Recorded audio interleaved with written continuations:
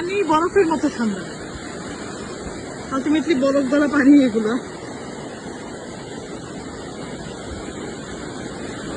মাশাআল্লাহ, এই সাইড থেকে ভিউটা অসাধারণ। এখানে যে ঘরের মতো দেখতে পাচ্ছেন এটা হচ্ছে এখানকার ট্রেন স্টেশন, বাসার রাওয়েন ট্রেন স্টেশন। এটাই লাস্ট স্টপেজ, এরপরে আর গাড়িও যায় না, ট্রেনও যায় না। আব্বা প্রাকৃতিক সৌন্দর্য উপভোগ করতেছে। আব্বা কেমন লাগে?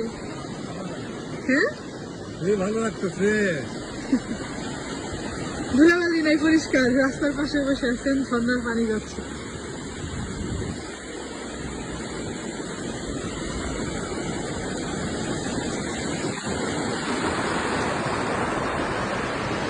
এই জায়গাটা থেকে একটা কেবল কারও ছাড়ে, যেটা হচ্ছে এই যে তারগুলো দেখতে পাচ্ছেন, একদম আপনাকে পাহাড়ের মাথায় নিয়ে যাবে।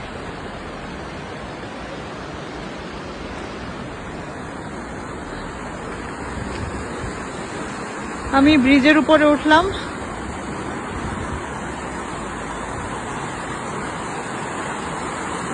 পানির স্রোত অনেক বেশি। তো এখানকার ভিউটা দেখেন,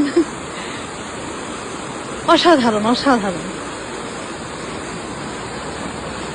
অনেক ওপেন গরু ঘাস খাচ্ছে, ওখানে ঘাস খায় আর এখানে এসে পানি খায়।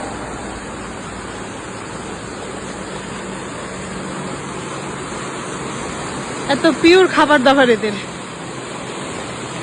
দুই পাহাড়ের মাঝে যে পাহাড়টা, সেটার বরফ এখনো গলেনি, আর গলবেও না, সামনেই ঠান্ডা চলে আসতেছে।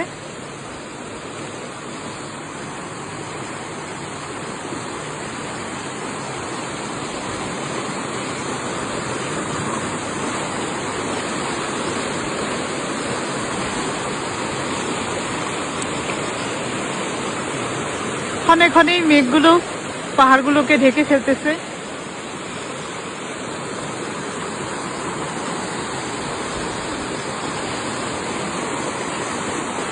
খুবই ছোট্ট একটা ট্রেন স্টেশন এটা। লোকাল একটা ট্রেন আসে 15 মিনিট পর পর।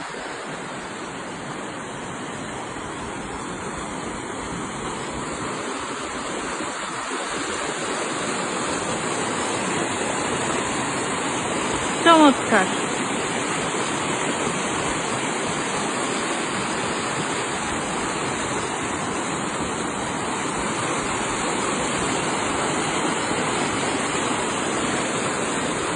একদম ছবির মতো সুন্দর।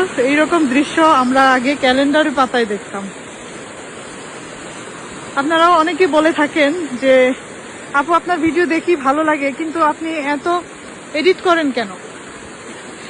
আলটিমেটলি আমি আমার কোনো ভিডিও এক্সট্রা কালার বা এডিট, লাইট টাইট এগুলো কিছু ইউজ করি না। আমি ন্যাচারাল ফুটেজগুলোই শেয়ার করার চেষ্টা করি। এখন যেটা দেখতেছেন এটাও ন্যাচারাল একটা ভিডিও, এক্সট্রা কোনো কারসাজি নেই।